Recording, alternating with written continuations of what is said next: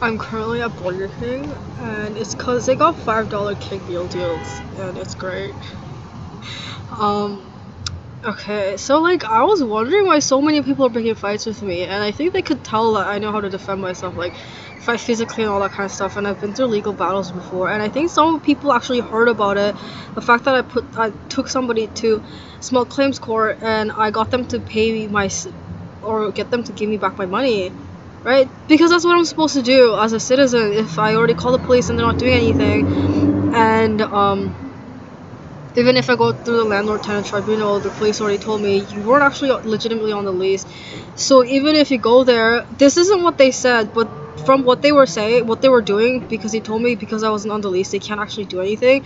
It means even if I went through that thing, like if I went to landlord and tenant tribunals, they would tell me the same thing, saying yeah, what she did was illegal, but it can't be covered by landlord and tenant tribunal because you weren't actually on the lease. So if you were on the lease and you signed a lease agreement with her, then yeah, we can do something. But because you didn't sign a lease agreement with her, we can't actually do anything, even if that's what happened. So I went through small claims court to get that notarized, and that's what I was supposed to do, right? And I guess some people heard about that and they thought that like that wasn't fair or whatever. Some other like people who were trying to scam other people, and they couldn't do that because other people were doing that too because they didn't know they could do that.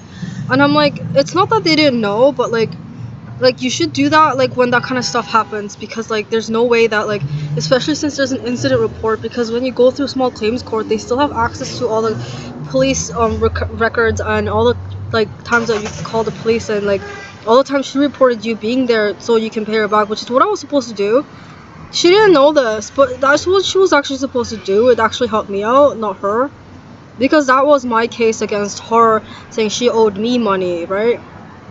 But people could tell that I could fight and stuff, so I guess like they thought that like I would fight them, like I'd use that as an excuse to like train myself or whatever. But I'm like, I wouldn't do that because it's a waste of my time. And then they got offended that I thought they weren't worth fighting, and they weren't. And honestly, it's like they were trying to say it's not worth like killing somebody over, but I'm like, it's not worth you losing your life over. Like honestly, like I'm not like when people defend themselves, it's to like actually kill the opponent because they're actually threatening their health and safety, and they have a right to live, whereas you don't because you gave up that right when you disregarded and disrespected another person for no legitimate reason, right? So basically, you've become useless after that, and it could be through anything, through theft, through threats, through harassment or repeated incidents of harassment. It could be through like I don't know, rape or assault or like physical assault, anything like that. It was unwarranted, and there's actually no reason for you, as in like you weren't starving on the street, so you didn't beat up some guy to steal his wallet so you can feed yourself.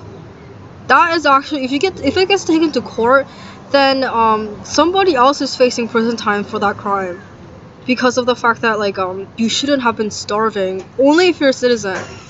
If you're not a legitimate or legal citizen of that country, then you're no longer justified, or like it's not over, no longer, you're not legally covered by the justice system.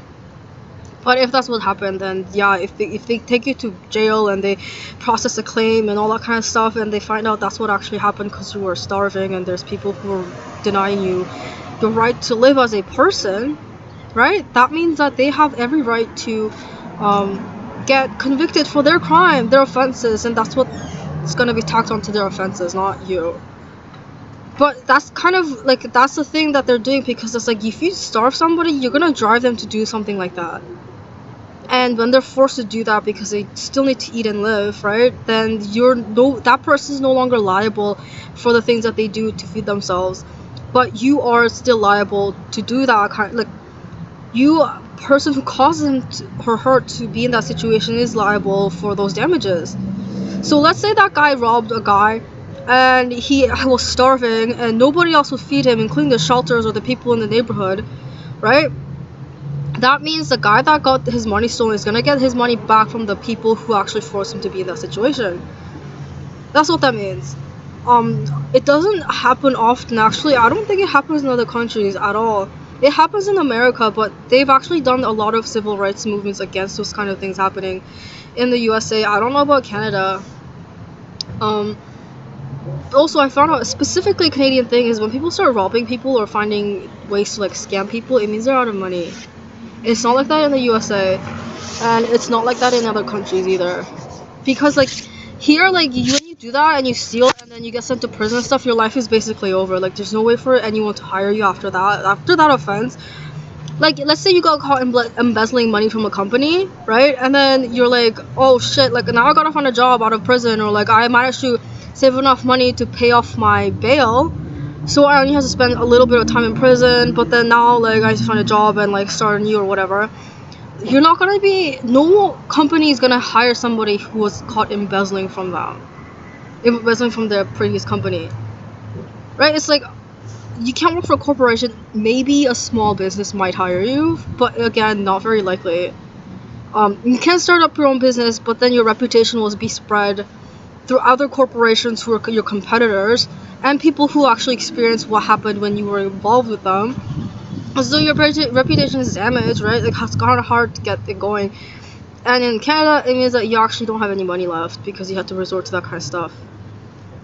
So that being said, it means that like your life is pretty much over. Like you can live on the streets. The tax money pays for people to be able to live at the homeless shelters, and they have like food banks and all that kind of stuff, like drop-in centers for food and stuff. Like they do have feeding the homeless from the government. Okay, the government opens up these places.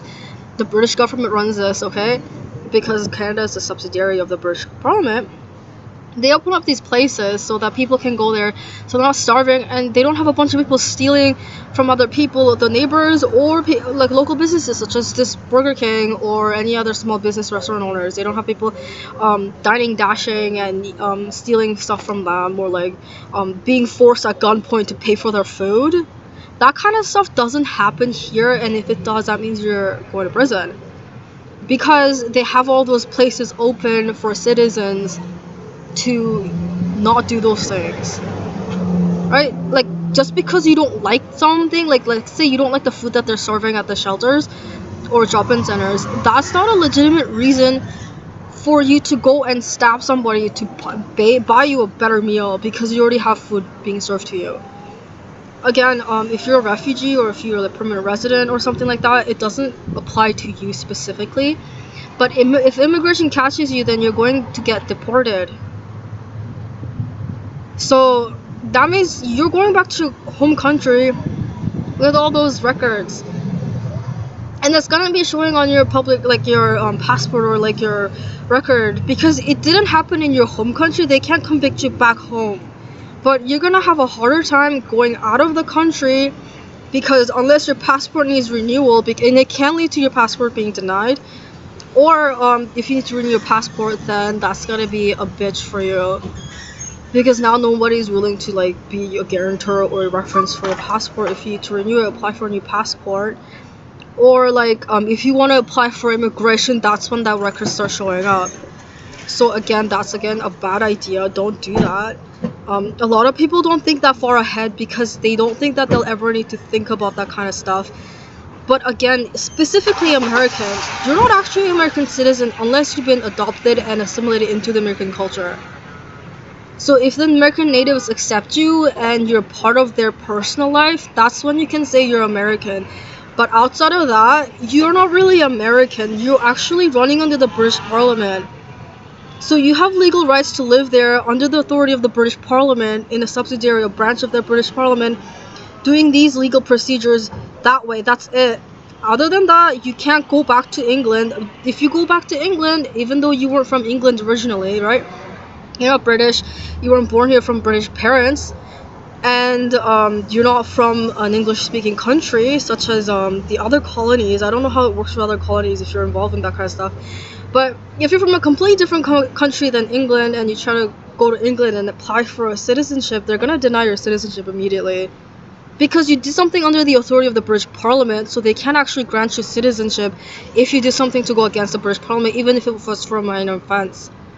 So you have other countries you can actually apply for citizenship with, but now it's like which country is going to accept your citizenship card if you don't speak their language?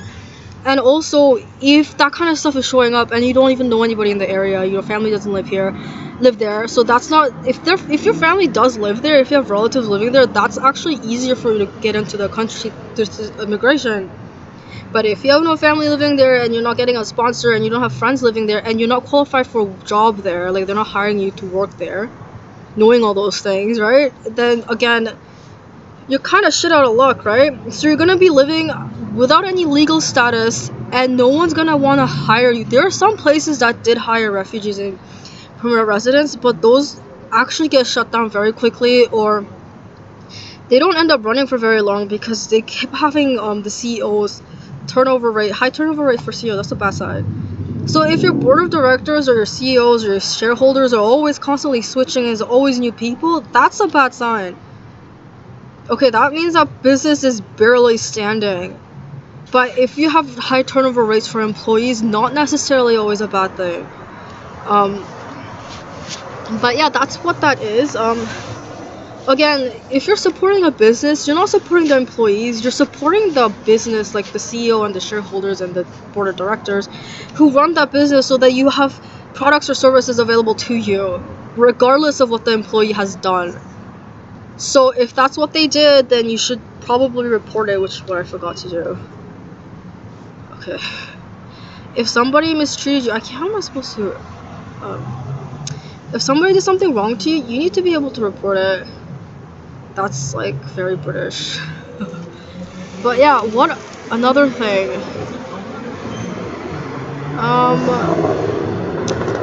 Yeah, okay, a lot of people got offended because I said they weren't worth fighting, and it's not. If you're gonna get into a legal battle, make sure it's something that's worth your time, and very rarely is it ever worth anybody's time to get into a legal battle. Over, like, taking someone to small claims court, waste of time, and definitely waste of money. If you want to take somebody to do the criminal justice system, you're gonna have to deal with the police. You're gonna have to get other people involved who have the evidence for it, and it's a pain in the ass for them, even if it's not obvious. I think it's obvious for me. It's a pain in the ass for the police to ask for the business owners or any other people who are involved who have access to these cameras to ask them if they can have that evidence for a court case, even if they have a warrant from the judge. Not a lot of people are willing to let them go through the security cameras. So that's another thing.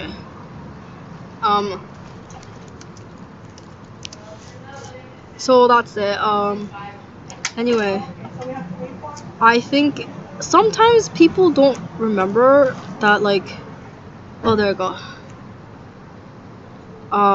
Is there a subsidiary? Okay. Oh, I don't want random people on my videos. Okay, Pizza Hut. Should I go through the Pizza Hut website? I think I'm going to. Okay, so the problem is that when people do these things and they're not a legal citizen, right? It's not like when you go to a different country, even if your legal status is a little shaky, if you're accepted by everyone else in the area, it's fine. Like, people will stand up for you, and there'll be people who say, fight to, like, get you in that country, or, like, have you stay there because they actually personally like you. Or even if you're not very useful, if they personally like having you around or you're their friend, they'll do that kind of stuff for you. You can't do that here. Okay, I know it's different in other countries, but here you can't do that. No matter how good of a friend you are, you're gonna have to find a way to be friends with them from a different country, which may not always be a bad thing.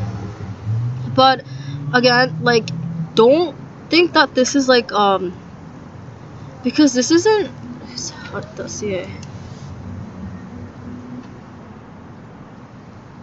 Okay, where is this? Contact us. Where is he? They accept Android Pay and Apple Pay. Okay. Is there? Oh, there's contact us. Okay. Oh, it's the same link. Okay. The problem, I think, is first name.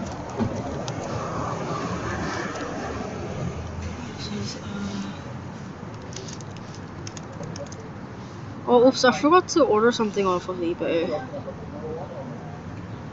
I was debating it, but I think I'm just gonna end up ordering a bunch of stuff off of eBay because it's just so much easier that way. the great thing about eBay is that they accept PayPal. Other vendors, they don't actually accept PayPal. We're gonna have to go in person to do electronic payments, such as Apple Pay or Google Pay or Android Pay, which can get really annoying. Um, uh,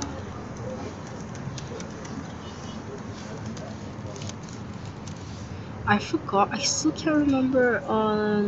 Okay. Okay, so I think the problem I think is that like a lot of people forget that this is Canada, and in America too. I mean, I think they're trying to find loopholes in the USA where people are trying to make it like that here, but it's not America. Like, do you know, like it's America. It's not like USA America. Like, it's like that in all America. Like, I don't know how the legal system works, but from what I've seen, they do kick people out of their little thing. So, like, if you do some fucked up shit, then they're gonna tell you to leave. Like, there's a limit, okay, to all the things that you can do, and I don't think that's a bad thing. But the only reason they do that is because you did something so fucked up. Like, I don't know, like, you started stealing all this money from your neighbors and you didn't even need it. Like, nobody even said anything to you, but, like, you randomly, like, got angry for no reason and punched a random guy on the street. If that kind of stuff gets you, like, evicted or, like, kicked out of, like, whatever, like, you kicked out of families and stuff, and I'm like, yeah, don't do that. But yeah, here, since I think that might be a British thing, but since this is a subsidiary of the British Parliament, no matter how much people like you, you can't get them to stand up for you here in America. Like, you will get evicted and you will get deported. People might hate you for it, like if you're the person who filed those reports and they had to get evicted even though they did something illegal, but everyone's like, we all like them here, but it's like, it doesn't matter. The legal system is a legal system, which is something I don't personally understand, because I'm just like, if you didn't want that person to get evicted or kicked out of the country, right, deported, or like you didn't want that person to end up in prison, why would you tell them it's okay to do that kind of stuff? Right? And honestly, when it gets to that point, not a lot of people are willing to actually, like, financially support them after, which is something a lot of people don't understand. I don't understand it either. Like, if you're standing up for your friend and you're like, I want this person here and I totally believe in this person, then why don't you put your money where your mouth is and support them that way? But I've never seen a person that does that so far. But yeah, don't always go by what is it called? The thing is here, like what the British are saying. It's not always right. Not that it's a bad thing, but like, yeah, so I guess that's why a lot of people are upset, but I think those are poor people. Apparently in Europe, they all just left accordingly because they didn't accept that kind of stuff with the wealthy people, and that's why there was a whole, like, civil war and, like, class distinction and all that kind of stuff. But,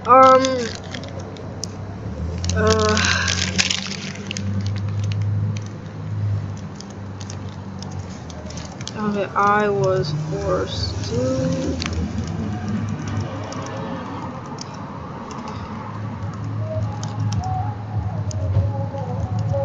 display.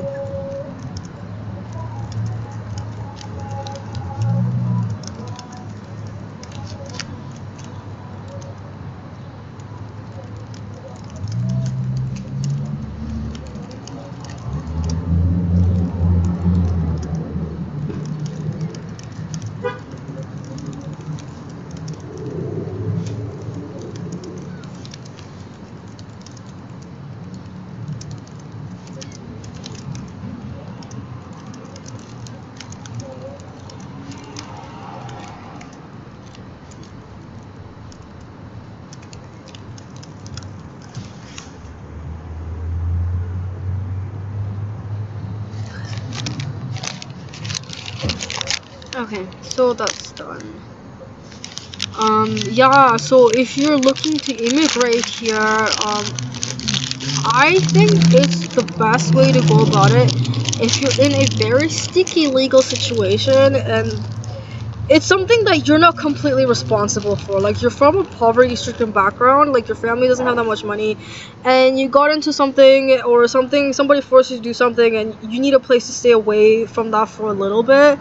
They grant 1-year refugee citizenship status here. So last time I checked, it was just for 1 year only. So within that year, you have that 1 year to figure whatever you need to do out.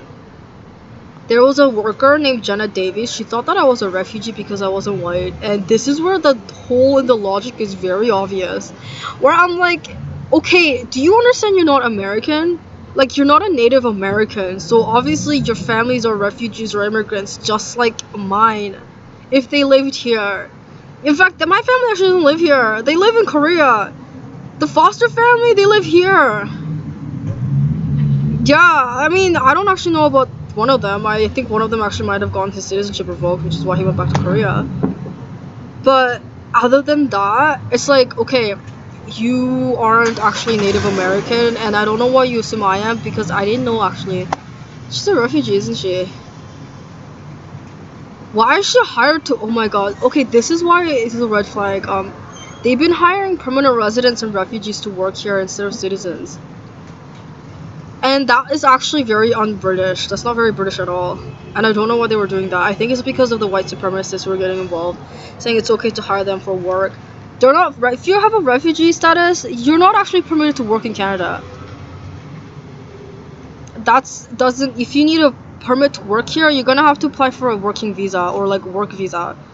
If during that period of the year that you're here and they accept you into a academic institution and you have the means to pay for it because you're not eligible for the government loans if you are not a citizen. Okay, I'm like, oh my gosh, she's a fucking refugee. Why is she working? Oh my god, get out. Holy shit, I think that's what they were trying to tell me. I didn't even know she was a refugee. I'm like, why are you working and getting paid a salary if you're a fucking refugee? They're not citizens in Korea. Oh my god. Is this... Oh, this happens with immigration problems. Oh. People... also in Canada, I don't know if it's like that in other countries, but you can lose your citizenship status here. So even if you've been a citizen here for how many years, you're born here and you were a citizen for the last how many years of your life, if you do something that goes against anything considered treason against the British Parliament or the Canadian government or its any colonies, right, including Australia and New Zealand, then you cannot be permitted to hold a citizenship. They will revoke your citizenship, but you can apply for it again, which is the important thing. Oh my god, I'm not actually a refugee here. But the thing is, I'm supposed to be working here, but they all started hiring refugees and illegal immigrants and people who are holding PR cards, and I'm like, those aren't actually qualified for work. Permanent residents, yes. But you shouldn't be hiring permanent residents over citizens. That's the problem.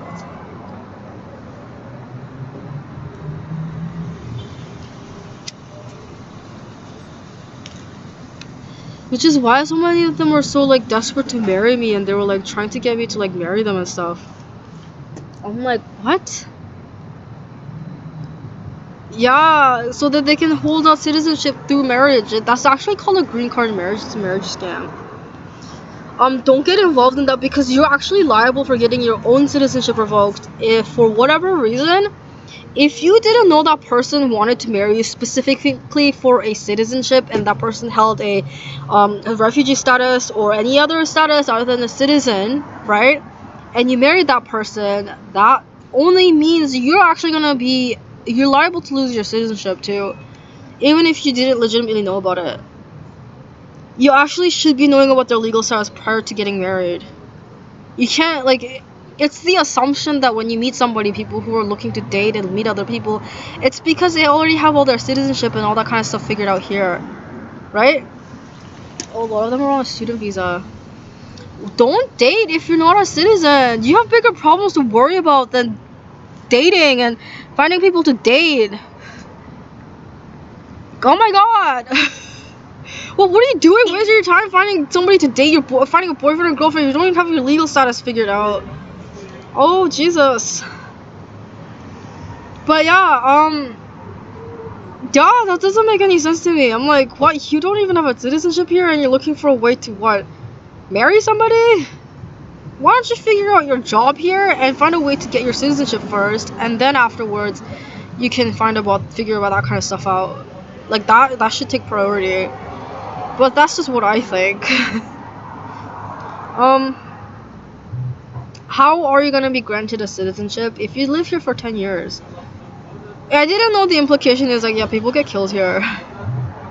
That's kind of like a trap house. Like, if you can survive here for 10 years, great, here's your citizenship.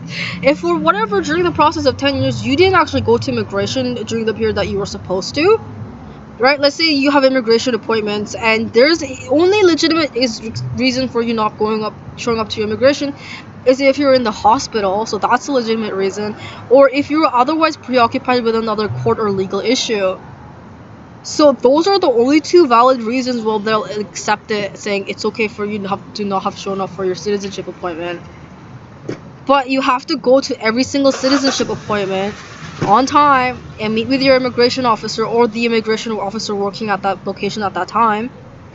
And then afterwards, you can get your citizenship. But if you, for whatever reason, during that process, you don't show up for immigration appointments, or you have some sort of like minor misdemeanor charges that were stacked against you and you were charged for, then you can't get a citizenship.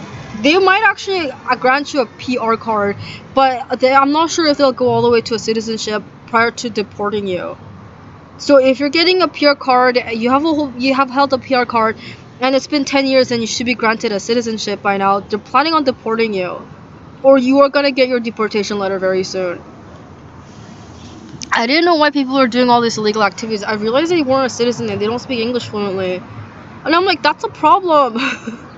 If you can't speak English and you have enough to get by conversational English, there's a lot of ESL classes and English classes open, even at the public libraries, for you to be able to understand and improve on your English.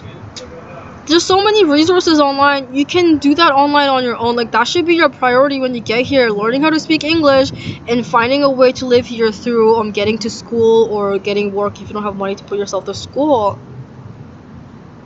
Like, you shouldn't be here without any money, without any friends, without any relatives, nobody to depend on, and also not knowing any English. Like, why would you go out of your country if that's applying to you?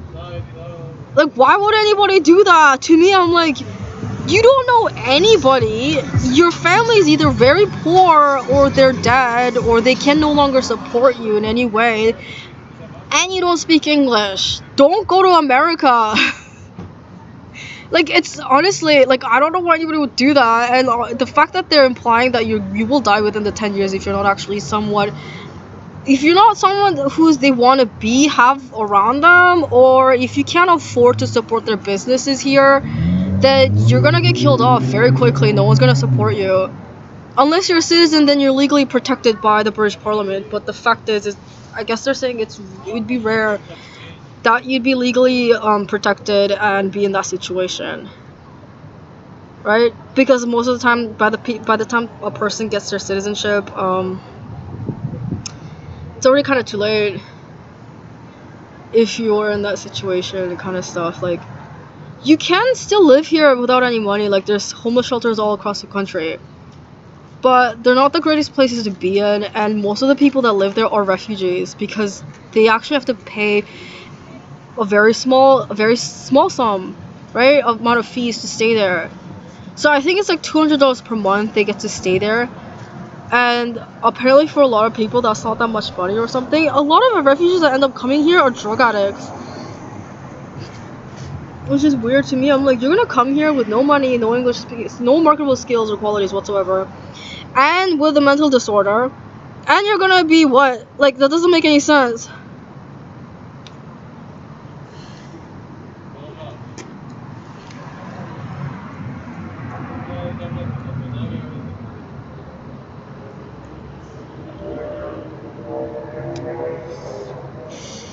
This is me personally. Or maybe I can do a live stream on this.